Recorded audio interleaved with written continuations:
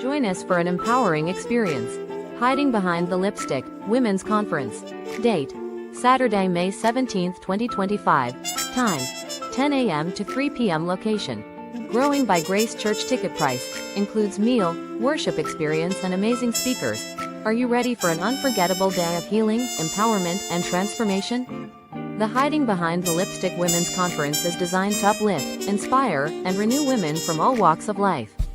What to expect: dynamic and inspirational speakers sharing wisdom and life-changing testimonies. Engaging activities designed to help you reflect, grow, and connect. A delicious catered meal included with your ticket. Networking and community. Be surrounded by strong, like-minded women, vendors, and resources to support your personal and spiritual growth. Tickets are on sale now. At your tickets today on Eventbrite. Don't miss out on this powerful gathering of women ready to break free and thrive. Sponsorship opportunities available. Want to support this transformational event? We have sponsorship packages available that will provide brand exposure and community impact. Contact us for details. Link for more. And then listen, we have another amazing conference coming up Saturday, July the 19th, Men Hurt Too. We have an amazing man of God coming in from Michigan. If you saw him here on the platform, then you know Dr. Marvin Cotton Jr. is an amazing man, has an amazing testimony. Spent almost 20 years in prison, and he was exonerated. This man came out on fire for the Lord. His faith kept him through what would have pretty much broke most people. But the Lord gave him a vision of seeing himself on the other side. And he held on to that vision. He began to learn how to read, how to write. And he came out and has built a powerful platform with the message, better, not broken. Better, not broken. And he is going around sharing his testimony. Thank you for tuning in. A live stream new episode of the Stephanie M. Seaton Sunday Show will be starting soon. With your host, minister, and author Stephanie M. Seaton. If you would like to be a guest on the Stephanie M. Seaton Sunday Show, email Stephanie at stephaniemseatontheauthor@gmail.com.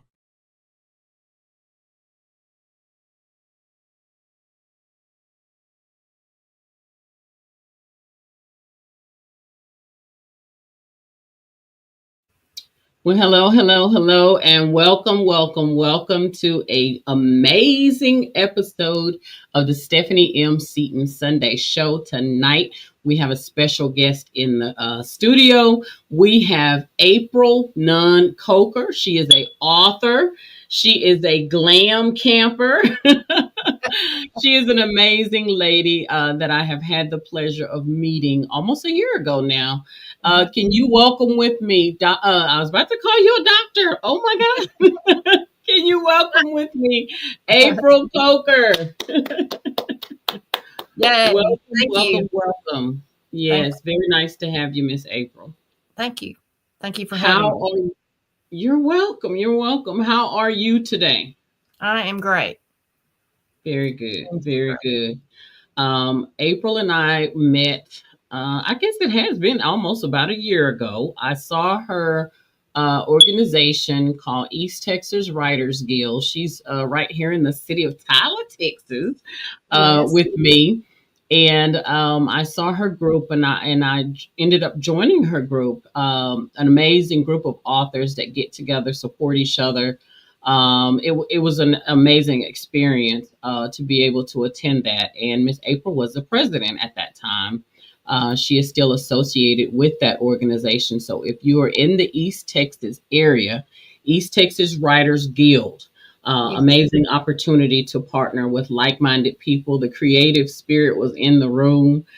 So it was an amazing experience, and glad to be a part of the group. Tonight, we are going to be talking to Miss April. We're going to be talking about everything April Coker tonight. She is going to talk to us about her book series, We're going to find out about family and friends and faith. And then we're going to find out about this amazing ladies camping group that she's a part of. And listen, April, I actually want to get an RV. I literally want to get an RV, and so I'm really interested. Now I'm hoping you're sleeping in an RV. Are we talking RVs? Or are we talking tents? No, we're talking RVs. We don't do tents. Okay. Listen, I know I can't do a tent. No, that's a little too rough for us. Okay, very good. Glamping, I was hoping was an RV. Okay, very good. So, listen, let's just jump in there tonight, Miss April. We will have people that will be tuning in. So just so you know, when people tune in and ask questions or anything like that, I will put the questions up on the screen and we'll answer them. We are live tonight. And so feel free to chime in on our conversation tonight. Again, tonight we have Miss April Coker in the house. Okay. I'm going to be putting her link up as well throughout the interview. So you will be able to get in touch with her. Miss April has a series called the Keeper series, Magnolia, Bluff, Crime Chronicles. So she will be talking to us about that tonight. Okay, Miss April, the very first question that I ask all of my guests is please tell us, who is April Coker? April Coker is a Christian, first of all, a widow. I was married for 41 years to my husband, who sadly passed away 4 years ago. And I'll talk a little about that later because that does go into my healing and transformation story. Okay. But I am a retired high school teacher. I taught for 24 years at Lindale, and then I did the rest of my teaching in Mesquite and Maybank. I also led a discipline alternative school in Maybank. That was an experience. But those kids, yeah, I bet it was. Well, the kids who are troubled or have problems, need support, those are the ones that have my heart. I just really enjoyed working with them. Yeah. Let's see, I do go camping, glamping. I've been doing that for about 10 years now. I have a little vintage camper. It's very small. It's 14 feet and it has nothing, no water, no bathroom, no shower. So whenever I camp, I'm in a campground and I have to use their facilities like that. But it's very comfortable. I sleep in there with my little dog and we just we have a good time. Yeah. I belong to Sand Springs Baptist Church in Mineola. Okay. Let's see, what else can I tell you? I have 3 grandchildren, ages 6, 9, and 10. Two of them little girls, and they live right behind me. And then my grandson lives in Prosper, which is a couple hours away. Right. Okay. Which sometimes I think is way too far away. But I have 2 children, a son and a daughter. The girls belong to my daughter. The grandson belongs to my son. Oh, wow. Yeah. It's just right down the middle, huh? They are the sunshine of my life. You have your children and you think they're wonderful and you do anything for them. And then the grandchildren, you just can't imagine how much they enrich your life. So I'm very grateful for them. I live out in the country and enjoy all the country things. I don't know what else to say. I love writing. I've been writing since I was about 10 years old. So I saw that in your bio. That is amazing. So you knew early. Yeah, I just wanted to tell stories. Yeah. So I would write them down. I would go outside and play by myself and narrate my own little story as I acted it out. Yeah. Well, you know what, April, my sister and I are about 5.5 years apart. Mm-hmm. So I had quite a vivid imagination as well as a child. I played by myself, made up stuff. Mm-hmm. And yeah, I would do a whole narration as well, pretending I'm cooking, making up foods, and I Yes. guess I started younger than I thought. Since you're doing it too. I guess yeah. Well, and I would toss a tennis ball Mm. at the side of we had a wood frame house, and I Hmm. would toss it back and forth, just practicing tossing and catching. And I would tell a story to myself as Mm. I did that. Yeah. So I was always coming up with stories. Very neat. Very neat. I'm about to take a dive soon after I have two big conferences coming up. But after these conferences, I'm about to kind of go on a different path, and I'm going to do a 3-book series. I have Oh. never done that, April. This is going to be different for me. Mm-hmm. But I'm excited about the challenge. I started out with, just my Christian fiction, and then I did some children's, and now I'm like, you know what? I want to do a series. I think this will be fun. So, It is fun. Um, yeah, you get to be so creative with the process. yes, and you get to use all the different characters that you bring in. You get to use them in more different ways. But Yeah. let me know when you want me to talk about my books. I'll talk to you about how I started the series.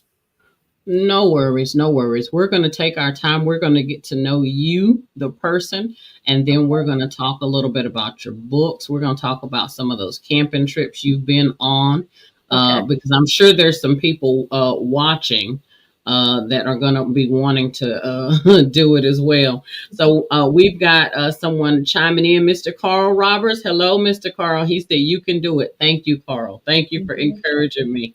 Mr. Carl has a motivation business called Rise and Elevate, and he always encourages. He is literally called Mr. Motivator, and he motivates. So thank you so much, Carl. I appreciate you. I can do it. I can do it. All right, Ms. April. So I'm going to read a little bit about your bio, and then we're going to kind of jump in here and talk about some of your novels. Okay. Okay. So April Coker bio writing series stories.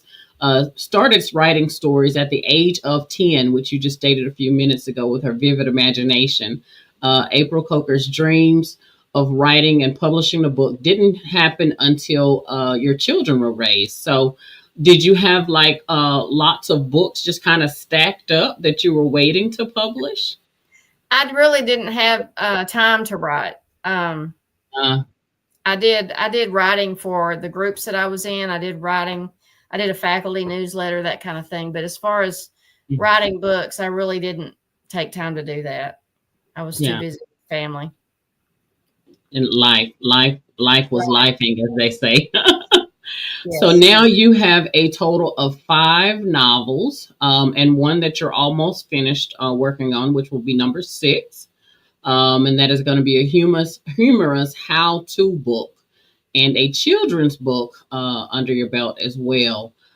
So how did you go from your novels, and I'm sure the grandchildren played a part in this, of you starting to do a children's book? How did you go there? Well, after the Keeper series, which is about zookeepers, um, I had talked to the local zoo gift shop about maybe having my books there. And the manager said, "Well, we don't put books in except for children's books." And I thought, well, I could take those Mm-hmm. characters and write a children's book. So I did.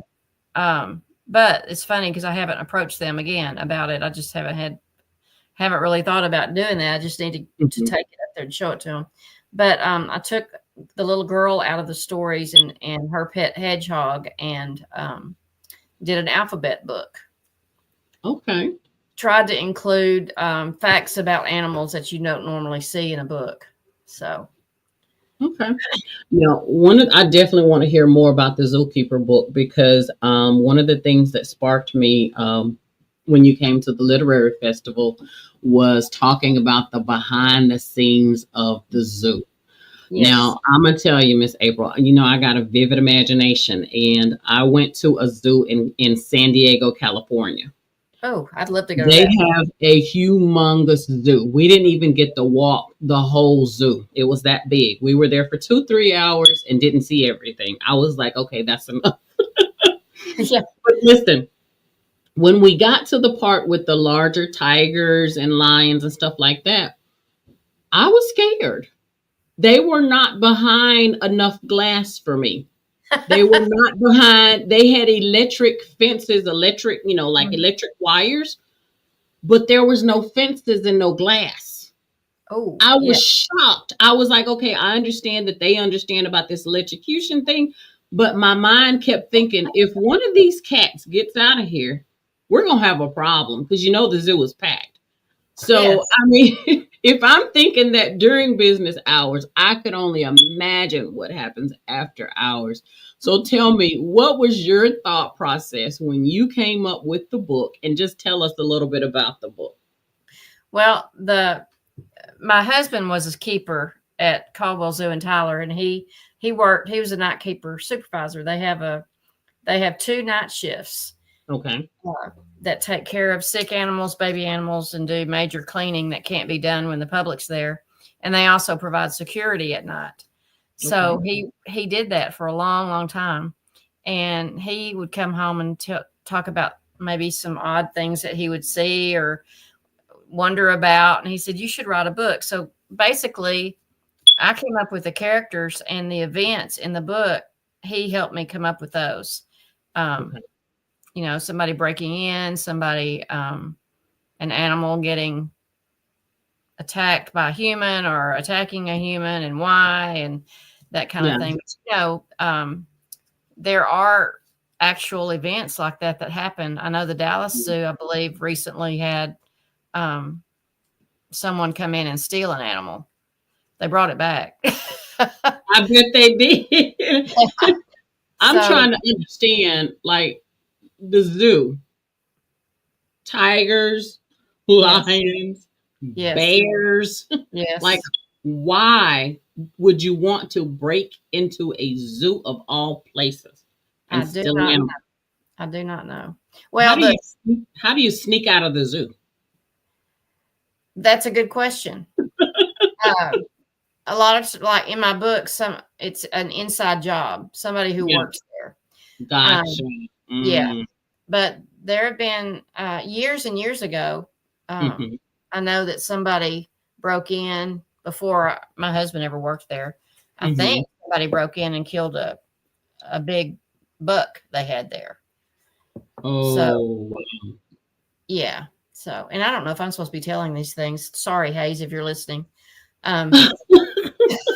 Well, I mean, this is your book, and some of it I'm sure you made up, and some of it, you I did. kind of But make all the make make the book interesting, and that's going to make people yeah, want to buy the book. The imagination of the book. So, yes, and all the um, exhibit information and the animal care, all that is is authentic. yeah, So, yeah. Yeah, that's what makes it fun, creating these things with your imagination. You may take part of what actually happened and then kind of elaborate on it and create something new, the yes, experience, just of letting people know that these things are possible. And so that's the good thing about having an imagination, right? right. So tell us about some of your other books that we can find in your series. Okay. Well, The Keeper is the first book in the Keeper series. Keeper 2, The Storm, is the second book and uses the same characters. But what happens in a zoo if a tornado hits the zoo and animals that get Mm, out? mm, That's a good, that's the premise of that one. And then hmm. after that, I wrote Keeper 3, Blackout. Power outages keep happening at the zoo. And, all the gates and not all of them, but a lot of the gates and doors are electric. And so if the power goes out, you have an issue. Plus, a lot of the areas are climate controlled. So you have to be careful with certain animals if they get too hot or too cold or whatever. And I named them 2 and 3 with Roman numerals because at Caldwell Zoo in Tyler, the keepers can be promoted to keeper 2 or keeper 3. And keeper 3 is like a supervisory level. So there's kind of a play on that ranking of a keeper and the pay scale too. Okay, that is amazing. That is amazing. Okay, so that is what, 4 of the books, and your 5th book. What is that going to be about? Okay, well, actually, I was invited to join the Underground Authors, which is a group of 12 authors started by a man named Caleb Pirtle III, who was a member of the East Texas Writers Guild, who sadly passed away a couple of years ago. But after he passed away, his wife Linda invited me to join the group, and they call themselves the Underground Authors. And they came up with this series called the Magnolia Bluff Crime Chronicles. And all of the books they take place in a fictional town of Magnolia Bluff, which is located in the Texas Hill Country. And it's pretty much modeled after the town of Burnett, Texas.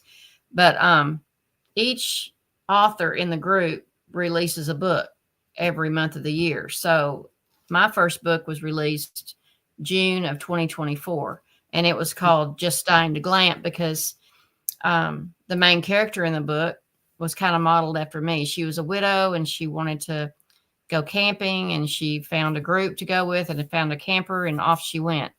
But of course she went to Magnolia Bluff, which there's always a murder at Magnolia Bluff. Oh, boy. Murdered. Okay. Yeah.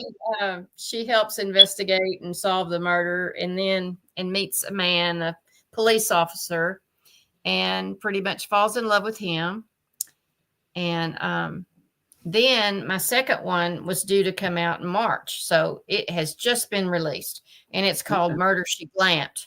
And it's about Mamie again and her police officer boyfriend.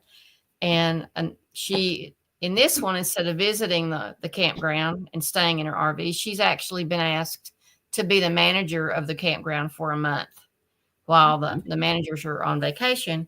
And of course, what happens at the campground? More murder. Somebody's gonna die. Somebody's gonna die.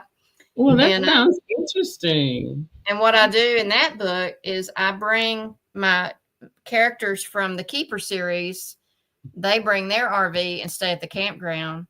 And the little girl has her hedgehog she wasn't supposed to bring with her, and the hedgehog gets loose. And so that kind of adds a little bit of I don't know, a light touch. But then the hedgehog has an important role at the end of the book. So okay. All right. I like how you combine those together. That's really good. I love it. I love it.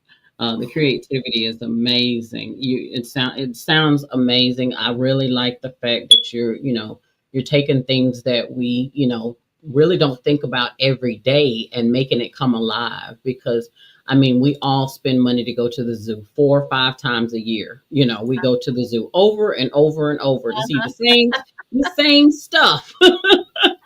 But looking at it from a flip side of behind the scenes, I think that is so creative, and I can only imagine things that actually do happen behind the scenes. So you said that you started writing about 10. Kind of tell us a little bit about what your childhood looked like. So what was little April like? I had a very happy childhood. I was the oldest of 4 children. I was the oldest sister, had 1 brother, 2 sisters, and grew up and went to school in Van, Texas. Okay. And my parents didn't have a lot of money, but we had everything we needed. And I did what other kids did, I just grew up in church. My mom always kept us in church. So I had a happy childhood. So faith played a part in your life at a very young age. Yes. Yeah, I came to know the Lord when I was about 12, I think, was baptized into the church. Okay.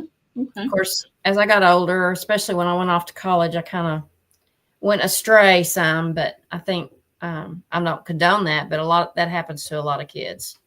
Yeah, most people, when you hit college. You kind of just go on this journey of living what you think is your best life. Yes, Yeah, yes, you go there's out a on lot this of journey mistakes. of discovery. Um, yeah, of trying to do everything your parents told you not to do, so You that gotta you can sit with find. Yeah, yourself. listen, you want to find out for sure if what they said was true. It's true. um, but thank God, when we have parents and grandparents for some people that plant the seeds of the Lord in our life. And the Bible says they will not depart. And so we may go astray every once in a while and lose our little ever loving minds, but thank God that He always draws us back in. I Exactly. want to mention, what's that? He never lets us go. Never, never, never. I want to mention that several of April's books have won author awards. The Author Stout Reader Ready Awards, Texas Authors First Place Christian Fiction Award, and a Page Turner Book Award finalist. So congratulations on those awards that you've won Thank you. for several of your books. Retired school teacher, as she mentioned before, she did mention that her grandchildren are her heart. I am interested in talking more about this glamping camping thing. Okay. I was telling April that I've always wanted an RV, and I my family in California, they go camping quite a bit, and I think it was probably about 4 years ago. I visited them during a time that they were on one of the camping trips. Mhm. Now, I must tell you, they were doing some RVs and some tents. Okay. They went in a group of people, so it was my family members and some of their extended friends. I never seen ants that big in my life. I'm telling you, Oh, I saw some big red ants, and they look like giants. Okay, I'm not very outdoorsy, but I wanted to do this, so I went out there. Well, I tell you what, in California, out in I can't remember whether we were in like Marietta, but listen, April, I'm gonna tell you what got me. Where I knew I wasn't staying in the tent that night. I saw a sign that said cougars were possible. And mm-hmm. I said, oh no, I'm not going to be able to do this. So what I did is I stayed and I fellowshipped with everybody, and we had a little campfire and all that, but I couldn't get past those ants and that sign that said about those cougars. So when it was time to go to bed, I drove back to my grandma's house. And I don't blame you. I don't blame you at all. Listen, they all had all the tents and RVs, and it was probably, probably what, about 6 or 7 different groups of people and families. It was a lot of people, so nothing was going to happen to anybody. But my mind just wouldn't let me rest, So I'm gonna definitely look into finding me some glamping spots where it can be a little bit different. There you go. And if you do get an RV, you get with Yeah, me because we have you tell me ladies all the joining good our spots. group. Yeah, we have ladies joining our group all the time, and you could go with us. Well, I so I don't have to have an RV to go. No, no, you do not.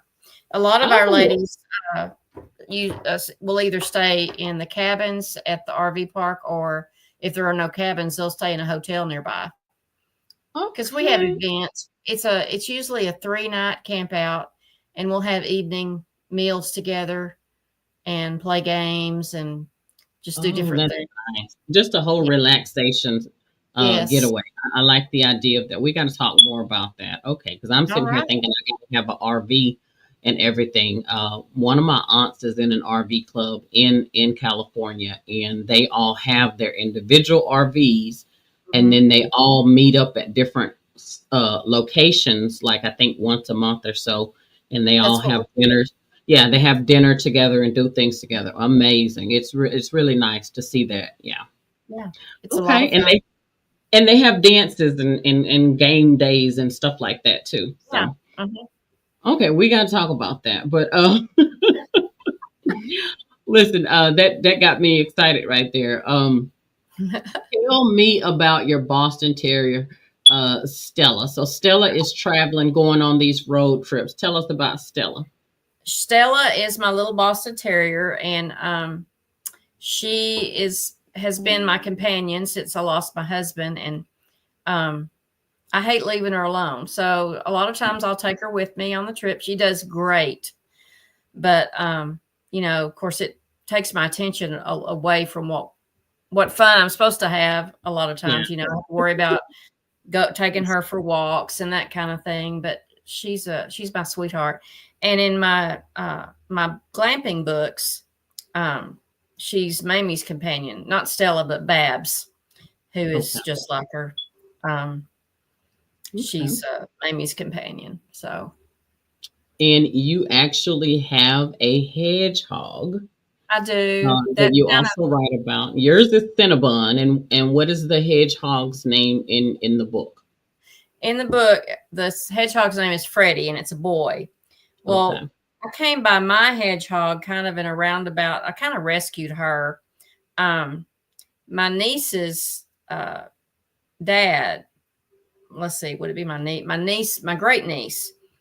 Her dad gave her a hedgehog, and she did not know how to take care of it.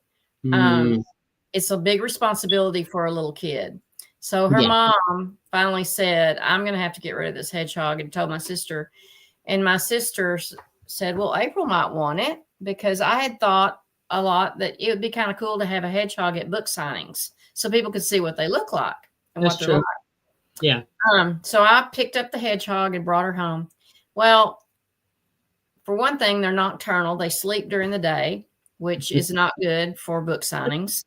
Right. Also, she's very, very prickly. You cannot handle her without leather gloves. And, she's very antisocial. She wants to be left alone. Yeah. And you have to keep her warm. They're not supposed to get too cold.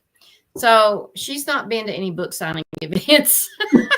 After all of that, all that. But she's really cute. And after I spent a bundle getting her area all set up and feeding her the right things, and I take her out and kind of hold her in her little quilted cave thing in my lap for about a half hour every night, just so she doesn't forget that there's humans in the house, Right. But she's ready to go back to her space, I guess. She is, because then I feed her. And oh my goodness, the June bugs are out, and she loves a good June bug. Oh, wow. Okay. I think that's neat that you actually have a hedgehog. You're actually writing about it in the book. It sounds like you've got some very good creative writings, and that's what it takes. It takes creativity and, stories that get people wanting to come back to hear the rest of the story. So very good, very good. Magnolia, Bluff, Crime, Chronicles, and the Keeper novels. Describe some of your writing habits and your writing schedule. What does that look like for you? Well, right now I'm on vacation because I just finished that book. I'm just taking a little bit of a break because when I'm writing a novel and I have a deadline, which I did with the last one, I try to put in 500 to 1,000 words a day. Okay. And what I'll do is I'll get up and have my coffee and my quiet time and all that. And then I'll sit down at my desk and I'll try to put in my words. And I try to do that every day except Sunday. And sometimes, I have other things I have to do and it doesn't get done, but I try to write something on my current project every day. And what really helps is just to kind of keep track, write down what you're doing so you know that you're making progress. I've got to wait till my schedule clears a little bit before I start my series. That's why I'm kind of waiting until after these conferences and things of that sort, because I definitely want to be able to focus. You have to be able to focus and keep up with who doing what. When you're doing a series, you got to stay on track with who's supposed to be where and what. I'm telling you, that is a challenge too. Yeah. What color eyes did he have? You have to go. You've been like, your character had brown eyes in the beginning and she was looking in his blue eyes at the end. Exactly. And readers catch that. Yeah, they're like, there's a problem here. I've seen that in movies sometimes too. Yes, yes. Sometimes in movies, they'll have a jacket on, and then the next scene they come back with no. And I'm like, wait a minute, yeah, Yeah. yeah. Or walk So in with a purse and leave without it. Yeah. right, right. So you kind of talked about something that you've already actually finished a project. I was about to say, what are some future projects? But do you have anything else on the calendar that's coming up? Yes. My next project will be, and I might, well, let me back up. We, as a group of underground authors, are thinking about doing an anthology of Christmas stories from Okay. Magnolia and Bluff. So that's going to be the next thing that I try to write, is a Christmas story using my characters, and there's not going to be any murder in these stories. Okay. So a fun Yeah. Christmas book of stories. But then after that, I'm going to write another book about Mamie and her glamping. So I'm kind of going through things in my mind of what I'm going to put in that and what kind of title I want to have and that kind of thing. But That's fun. Eventually, I think while my husband was sick, I kept a journal. He at first was diagnosed with Parkinson's disease, and then we found out that he had early onset Alzheimer's. And so throughout that whole, it was about 5 years, I guess, I kept a journal of everything that we did, as far as the doctors we saw, all the things that we tried to do to help him. But I want to write all that down. I want to make a book out of that. Yeah. So I definitely think you should. There's so many people that are caretakers of family members, or just how it affects the other people, from all those different angles. That would be an amazing project. Yeah. Well, thank you, Miss. To open that file, Well, oh yeah, because that's the thing. When you get ready to write about something that deep and that personal, you've got to relive it. Yep. Yeah. You got to relive the details. When I work with clients and they want to write about their life story and they've had trauma or different events, I always tell them, now we can't stop in the middle. It's going to be tough because you got to relive all this for us to write about it and talk about it. But, what I have found is for myself as well, when I started my writing and healing journey kind of collectively together, you actually heal more during the process, April, just of reliving it, because you're able to look at it from different points of view and perspectives. And, I found that myself, as well as some of the clients I've worked with, have said that it actually completes your healing journey. Really? Yeah. Well, I'm glad to know that. So yeah. I need to do that. I feel led to do that. So I just need to find the right time to do it. And the good thing is, don't put yourself on a timer. Right. Allow yourself to actually be free, to live in the moment and to really, write it so that the next person doesn't have the questions that you have. Right. Right. Yeah. And I want to honor him too. Oh, yeah. So. Well, that sounds amazing. I want to tell you, thank you so much for being here with us tonight on another amazing episode of the Stephanie M. Seaton Sunday Show. I've got your website here, but tell us how else we can get in touch with you. Are you on Facebook, Twitter? What are your social media handles so people will know? Okay. On Facebook, I'm April Nunn Coker, or April Nunn Coker author. And then I have 2 pages there. And then on Twitter or X, I'm A.N. Coker. And then where else am I? Instagram, author A.N. Coker. LinkedIn, April Coker, I think. LinkedIn. What else is there? It's a lot. Yeah. Social media is real. It's a lot of them. It is. It is. But yes, I'm on all the social medias and my website. I also have a monthly newsletter that goes out that you can sign up for on my website. I just try to do it around the first week of every month. Just kind of, I'll do a little bit of talking, but mostly what I'm working on. And sometimes I'll have a drawing for people that respond and that kind of thing. So it's fun to do. And it's not something that takes forever to read. So if you'd like, you're interested in that. Well, Miss April, when you write that series and you get ready to promote it, make sure that you reach out so we can get you on and we can do an interview and talk about that, because I know that is going to bless a lot of people being able to hear somebody else's side of the story. So make sure you reach back out so we can get you back on to talk about that. Thank you. Yes, thank you. Yes, ma'am. Thank you for tuning in tonight to another amazing episode of the Stephanie M. Seaton Sunday Show. Make sure that you like, tag, and share. As you heard earlier, we do have several upcoming conferences. Make sure that you go to Eventbrite, author Stephanie M. Seaton Eventbrite, and go ahead and get signed up.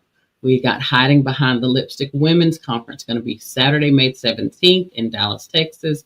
And then we have the Men's Conference, Men Hurt 2, going to be in Dallas, Texas as well.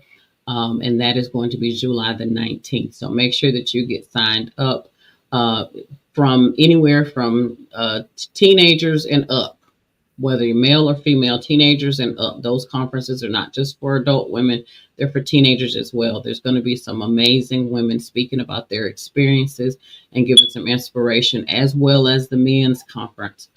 We have some amazing men going to be talking about some things that will help you. You don't have to be 30 years old to attend a conference. Trust me, there's going to be something that's going to inspire you, or you'll have an aha moment. So make sure to tune in again.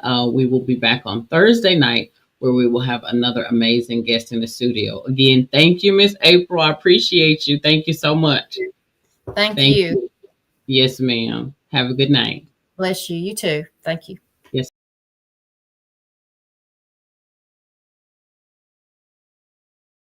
If you would like to be a guest on the Stephanie M. Seaton Sunday Show, email Stephanie at stephaniemseatontheauthor@gmail.com.